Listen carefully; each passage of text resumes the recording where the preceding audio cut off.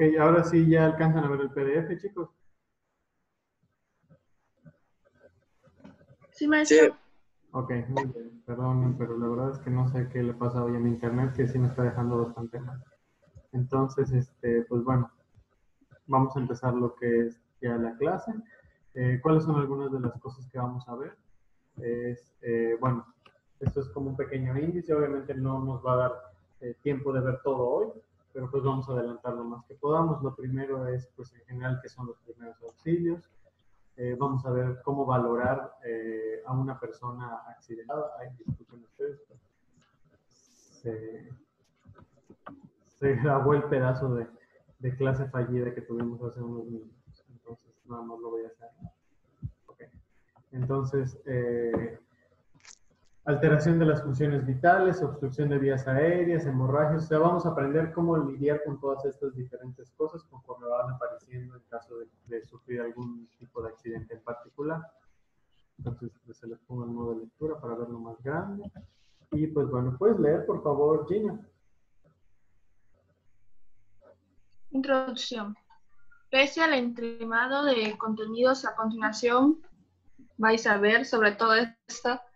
Es una introducción para saber qué realizar ante una situación de emergencia. Espero que los contenidos os sean a menos que de vuestro interés. Bueno, ahí es española la traducción, ¿no? Entonces, sí, básicamente es qué debemos hacer en una situación de emergencia conforme se presenta.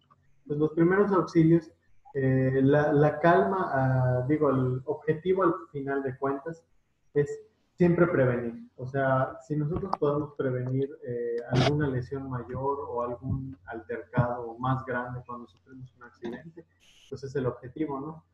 Desafortunadamente, cuando nosotros sufrimos un accidente es muy difícil guardar la calma porque siempre estamos pensando lo peor, ¿no? Independientemente si nos ocurra a nosotros o le ocurra a un tercero.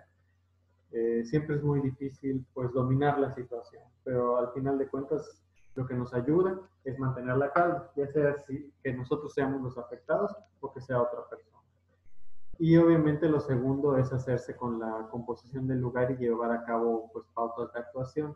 O sea, ¿qué debemos hacer? Proteger el lugar de los hechos, alertar a los servicios y socorrer pues a las que sean víctimas, ¿no? Independientemente de si fue un accidente automovilístico o en algún edificio, nosotros tenemos que buscar la forma de poder actuar de manera adecuada bajo cualquiera de estas circunstancias. Entonces, este es como que el primer paso, que sería proteger el lugar de los hechos. Entonces, ahí hay un ejemplo, pero puedes leer, por favor, Luis, la primera parte. Hemos de hacer seguro, cuidar nuestra y la de los accidentados. Ok, dice, importante en un accidente de tráfico, quitar el contacto o impedir que se fume. O sea, si por ejemplo nosotros sabemos que independientemente de si es un automóvil, una motocicleta o un autobús, casi siempre liberan líquidos que son inflamables, perdón. Entonces, pues no nos vamos a, si nosotros tenemos un cigarro y vamos a auxiliar a alguien, pues no nos vamos a acercar con el cigarro, ¿no? Porque podríamos ocasionar algo peor. Y obviamente impedir el tráfico, o sea, si la persona está ahí tirada con su automóvil, pues sabe que rodéelo, váyase por otra calle, porque al final de cuentas necesitamos esperar que venga una persona a socorrer. Muchas veces no podemos mover a la persona cuando está ahí tirada, no por maldad o por desajenación, sino porque muchas veces no sabemos si está fracturada, si tiene alguna lesión. Entonces es necesario que venga alguien que sepa para que pueda identificar si tiene una lesión grave y es necesario una atención más especializada. Por eso dice ahí nunca tocar a un accidentado que esté en contacto con corriente eléctrica, que esté cercano a la luz y pues bueno, siempre tratar de aislar al accidentado de alguna de esas cosas. O sea, sí es cierto que no debemos de moverlo, pero si por ejemplo vemos que está derramado aceite y hay un pequeño incendio en una parte del automóvil, pues obviamente nos tenemos que alejar y tenemos que alejar a la persona porque pues sabemos que puede resultar peor. Ya las lesiones clínicas pues se tratarán en su debido momento. Entonces, otro paso, que sería el segundo paso, es alertar a los servicios de socorro o de auxilio. Entonces, tenemos que indicar exactamente el lugar del accidente, en qué kilometraje, si es una carretera, decir qué tipo de accidente es y las circunstancias, ¿no? O sea, cualquier cosa que pudiera hacer, o sea, ¿sabe qué? Se cayó, pero está inconsciente, o se cayó y está bien, pero dice que no se puede mover. O sea, para que cuando los paramédicos lleguen, ellos ya tengan un panorama amplio de la situación y sepan cómo tratarlo de manera inmediata. Al final de cuentas, con los accidentes, no solamente la prevención, sino también cuenta mucho el tiempo. Mientras más optimicemos el tiempo, mejor vamos a poder saber qué hacer en ese momento, claro, dependiendo de si somos socorristas o si somos pues una persona que simplemente tiene conocimientos de primeros auxilios. Entonces, lo tercero ya sería socorrer. Entonces, por ejemplo, en este paso nosotros tenemos, en este punto tenemos que seguir diferentes pasos. O sea, no solamente, ay, vemos a la persona ahí tirada y ¿sabes qué? Voy, la cargo, la ayudo. O sea, es muy importante saber qué debemos y qué no debemos hacer. Entonces, Georgina, no sé si tú te acuerdas más o menos qué sería lo correcto cuando vas a socorrer a una persona. ¿Cuándo vas a socorrer a una persona? A que la ves ahí tirada, que sufrió un accidente. ¿Qué no debes hacer? Pues yo sugiero que no, de preferencia no levantarlo. Dado caso que esté inconsciente, creo que se le tocaba la cara para ver si tenía signos. Y si Exacto. no, lo ponías de lado para que no se vaya a atragantar. Algo se nos enseñaron por el maestro. Exactamente. Sí, así es. Básicamente depende de la situación, ¿no? Si ves que la persona está consciente, pues qué bueno, ¿no? Entonces, más o menos preguntarle, oiga, ¿qué le duele? ¿Se puede mover? Y evitar del todo que se mueva y que se pare, ¿no? Aunque la persona diga, ay, ¿sabes qué? Si me siento bien, si me puedo mover, de preferencia no. Esperar que lleguen los paramédicos y le valoren si tiene alguna herida. Sí, efectivamente, como dice Georgina, nos encontramos con una persona inconsciente, pues primero hay que ver si tiene signos, ¿no? Que esté todo bien, que esté pues con vida. Si es el caso, hay ciertas posiciones en las que lo podemos poner para evitar que, bueno, que sufra algún tipo de agravo, pero depende mucho de la situación. Entonces, por eso está esa foto, ¿no? Aquí la persona se cayó, se fracturó la pierna, al parecer tuvo una herida y está como inconsciente, ¿no? Entonces el otro que lo está ayudando, pues lo está cargando según él para ayudarlo, pero pues obviamente sabemos que no debemos hacer eso. O sea, si no tenía una fractura, a lo mejor ya se la hizo solamente porque lo está moviendo. Entonces eso es muy importante a la hora de socorrer a una persona. Entonces dice ahí, ¿cómo valorar las lesiones de un accidentado y la evaluación inicial? Entonces, dice que debemos de efectuar, se tiene que hacer en el lugar de los hechos y tiene dos fases, una valoración primaria y una valoración secundaria. Entonces ahorita vamos a ver cuál es la primera. ¿Puedes leer, Luis, por favor? Valoración primaria tiene por objetivo identificar aquellas situaciones que pueden suponer una amenaza inmediata. Para ello, valorar el estado de conciencia, ver si respira o no, valorar la circulación, si tiene pulso, valorar valorar la existencia de hemorragias severas. Así es. Vamos a ver que, como les repito siempre, depende mucho de la situación. Entonces, la valoración primaria es muy importante. Ahí es donde, como nos dijo Cristina, vamos a ver si la persona está consciente, si está inconsciente, si se le ve una herida a simple vista, o a lo mejor no lo sabemos, pero tiene una hemorragia interna y a lo mejor por eso está inconsciente. Entonces, ¿cómo podemos saberlo? Siempre mediante el pulso, ¿no? Si la persona está inconsciente, bueno, ver si tiene pulso, si respira. A lo mejor tiene pulso, pero no está respirando. Entonces ahí nos puede indicar otro tipo de situación. Entonces es muy importante poder identificarlos al hacer la valoración primaria porque eso va a saber cómo vamos a actuar. Entonces, de hecho, ahí está en el dibujito, ¿no? Es una persona que estaba en la bici, chocó con un poste de manera fulminante y se cayó inconsciente, ¿no? Entonces ahí vemos en el primer paso, la chica lo está observando, lo pone acostado, le revisa sus signos vitales, creo que ahí ya se dio cuenta que está inconsciente, le está dando respiración de boca a boca, ¿ok? En el 3 ya lo están reanimando y pues el 4 es, pues ahí ya se identificó que tiene una herida, ¿no? Muchas veces las personas no quedan inconscientes, no por los golpes, sino muchas veces por los sustos, ¿no? O el impacto es tanto que nuestro cerebro no puede procesar toda la información tan rápido y pues quedamos inconscientes, ¿no? Puede ser momentáneo o puede tardar algún determinado tiempo dependiendo de la situación.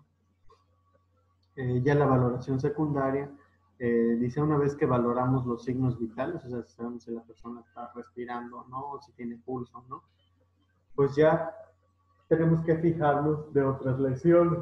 O sea, por ejemplo, lo primero es tranquilizar al accidentado en caso de que esté vivo. Entonces, ¿cómo nos ocuparemos de las otras lesiones? Pues mirar, ¿no? Cómo está su cabeza, cómo está su cuello, cómo está su tórax, su abdomen, sus extremidades, para ver si le salió sangre, si tiene una fractura visible o no. Y obviamente, pues si la persona está consciente, ahora sí que tratar de que guarde la calma, porque mientras más nerviosa esté una persona, más va a liberar las hormonas que no le permiten tranquilizarse y a su cuerpo trabajar correctamente. De hecho, no va a poder identificar precisamente de dónde viene su dolor si no está tranquilo. Entonces, dice, ¿cómo valorar las lesiones de un accidentado? Evaluación inicial. Entonces, ¿puedes leer, por favor, Gina, de cabeza y cuello? Cabeza, buscar presencia de heridas y o contusiones. Observar salida de sangre por nariz y oídos. Signo de fractura craneal. Observa lesiones en ojos. Cuello, zona muy delicada. Valorar pulso y aflojar prendas ajustadas a su alrededor. Dice, exactamente. Siempre empezamos desde la cabeza. Eso es lo principal. Porque como ahí está pues el cerebro, que es nuestro controlador de todos nuestros órganos y nuestros sentidos, pues si la persona está inconsciente o no, siempre es el primer lugar hacia donde nos debemos dirigir, tanto para medir el pulso como para los signos vitales, ¿no? Si está respirando o no, o si tiene pulso se puede ver aquí en el cuello. Entonces, si vemos que, por ejemplo, en la parte del cráneo no hay ninguna lesión aparente, no está sangrando de los oídos, de la nariz, entonces a lo mejor hay que ver el cuello. Es una zona muy delicada, de preferencia no moverlo, que todo sea pura observación y valorar el pulso, ¿no? O sea, le tocamos aquí, vemos si está respirando, si hay pulso sanguíneo, si por ejemplo vemos que tiene un casco, pues intentar removerlo lo más suave que se pueda. Si por ejemplo está muy tapado, tiene un cuello, pues intentar desabotonarlo para ver cómo está y vamos bajando. Vemos el tórax, vemos como si hay presencia de heridas, deformaciones, hacer movimientos respiratorios y si tiene dificultad para respirar. Después revisar el abdomen, buscar si existe alguna herida, preguntar al doctor, o sea, preguntar por algún dolor localizado, porque muchas veces a lo mejor no se observa nada, pero dice, ¿sabes qué? Me duele la espalda y no sé por qué. Entonces, eso ya es algo bueno, la persona está consciente, ya puede identificar su dolor, entonces es simplemente ya que vengan los paramédicos y la auxilien. Con respecto a las extremidades, pues es un poco más sencillo, ¿no? Se recomienda moverlos lo menos posible para no agravar la situación, pero pues a simple vista se pueden observar, ¿no? Si por ejemplo se tiene una fractura visible o no, etcétera. Entonces, igual, por ejemplo, pellizcarle, ¿no? Muchas veces, ¿sabes qué? No siento mis piernas. Entonces, pellizcarle con la mano, con algún objeto, tratar de que mueva los dedos, porque eso ya nos va a decir si la persona tiene si por ejemplo a lo mejor perdió la sensibilidad por el accidente, o a lo mejor está, pues bueno, a lo mejor no es que se vaya a quedar paralítico, ¿no? Pero pues bueno, pueden ser cosas del momento, precisamente por el susto o por los nervios. Entonces hay que valorar muy bien esa situación. Entonces, Luis, ¿puedes leer esta nota, por favor? Importante. Es interesante buscar algún indicio de enfermedades o cualquier indicativo de tipo médico que nos den información del accidentado.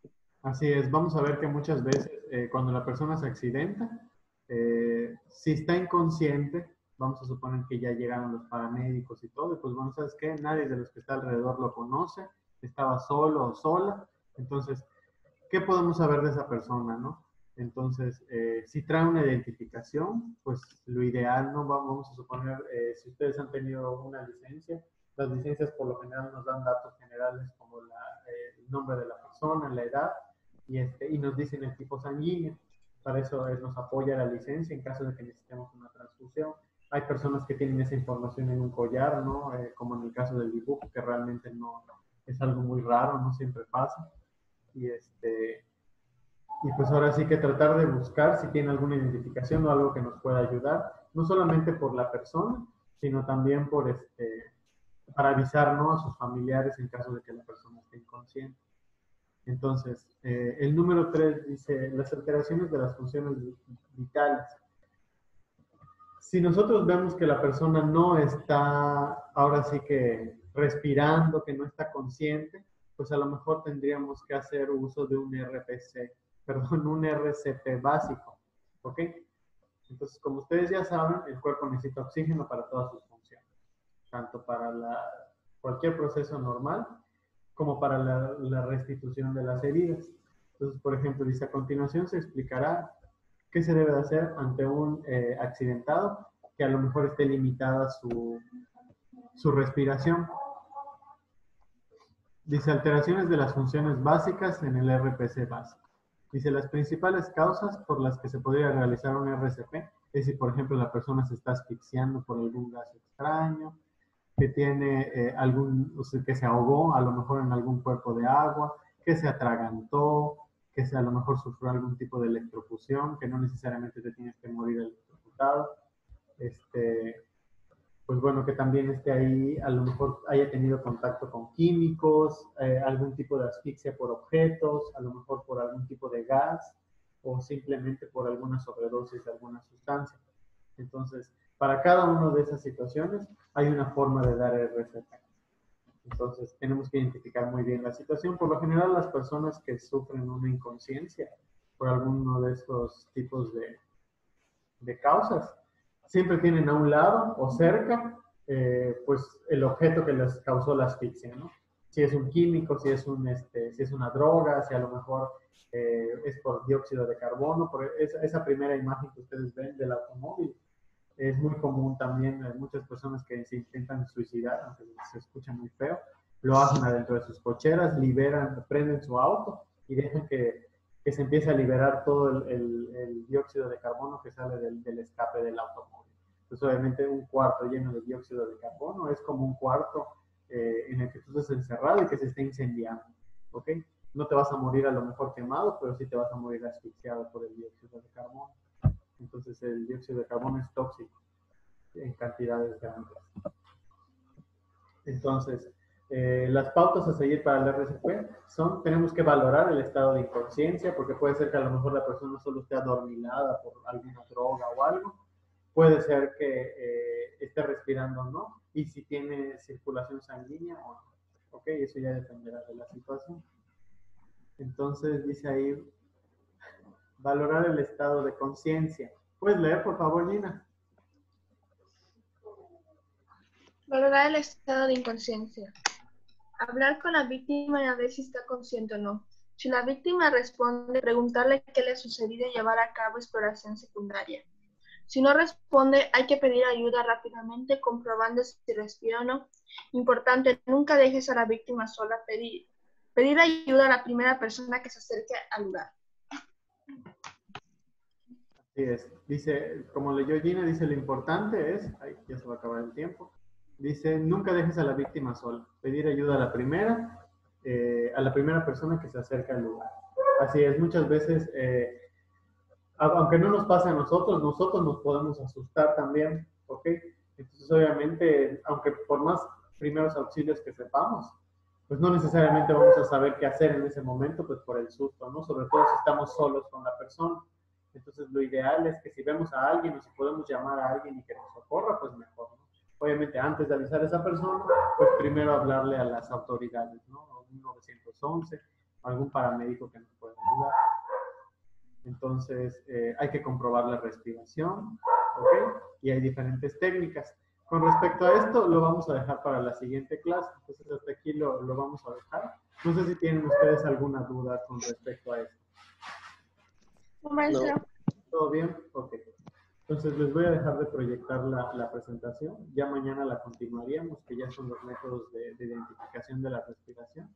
Y les voy a compartir en pantalla la rúbrica de la primera hora. que sería su primera tarea del día de hoy. Y pues bueno, no nos dejen que aparezca por ahí. No sé si ya la alcanzan a ver. No, todavía no. Ok, ahí está. Entonces, bueno, básicamente son definiciones generales, ¿ok? Ustedes tendrían que elaborar un pequeño glosario de términos de los conceptos que vimos hoy en la presentación. Por ejemplo, ¿qué es RCP? ¿Qué son signos vitales? O sea, todos los conceptos que ustedes consideren importantes de lo que vimos hoy, me hacen un pequeño glosario. La extensión no importa si se lleva más de una hoja o no. Obviamente que cumpla con las características de un glosario, que esté puesto en orden alfabético, ya saben. Obviamente, si ustedes van a buscar la información de internet, no se olviden al final de su trabajo poner su hoja de referencias o bibliografía y al principio, pues su portada. No sé si tienen alguna duda con respecto a esta rúbrica. No, maestro. Nada, ok. De todas maneras, ahora que termine esto, les voy a mandar por correo la rúbrica de la tarea para que la tengan. Les voy a mandar la invitación de la clase de mañana y si puedo les mando de una vez el link del video de nuestra clase, por si ustedes quieren sacar de ahí para poder hacer su glosario, ¿ok? Entonces, si no tienen ninguna duda, pues lo dejamos hasta aquí, ¿ok? Y ya nos veríamos mañana. Entonces, ¿todo bien, chicos, hasta ahora? Sí, maestro. Ok, pues nos vemos mañana, muchachos. Nos comunicamos por el correo.